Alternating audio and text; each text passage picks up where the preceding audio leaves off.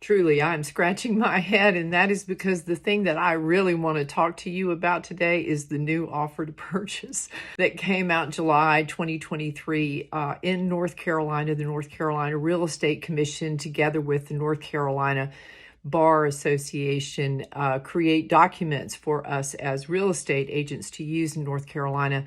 And so, of course, every year the offer to purchase updates, and that is because we learn our lessons from the year before. And there is an amazing update to this. And honestly, I'm going to take the next few videos to go through the offer to purchase, but today I am going to zone in on this sweet, sweet paragraph that has been added. Here we go.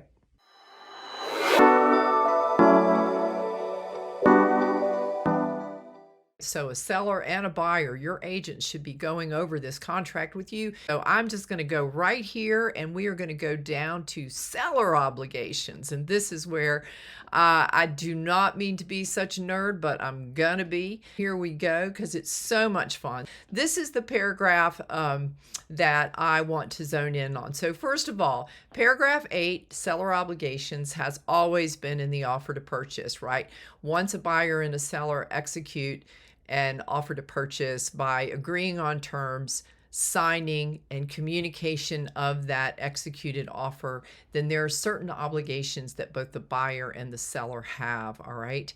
And those involve the due diligence period as well as post due diligence. There are various kinds of activities that the seller is agreeing to provide or perform. So here is the one that has been added. It is 8H, governmental compliance. It is a condition of this contract that the property be conveyed free of any material violation of law, ordinance, permit, or government regulation, including but not limited to those related to building, stormwater, impervious service, environmental protection, which in the North Carolina mountains is septic systems, and zoning, unless seller has specifically disclosed such violations prior to the effective date of the contract.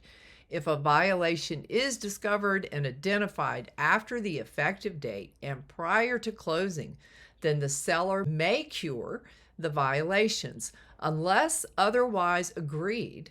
If the seller does not cure the violations prior to closing, this is it, you guys.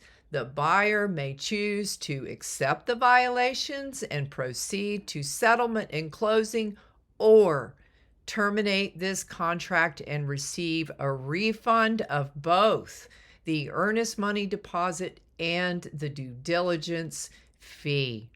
This is remarkably big. It is a huge change in the North Carolina offer to purchase. This word material focuses in and helps us as realtors communicate to you what is a material fact. And the seller is put on notice that material violations are not subject to the end of a due diligence period.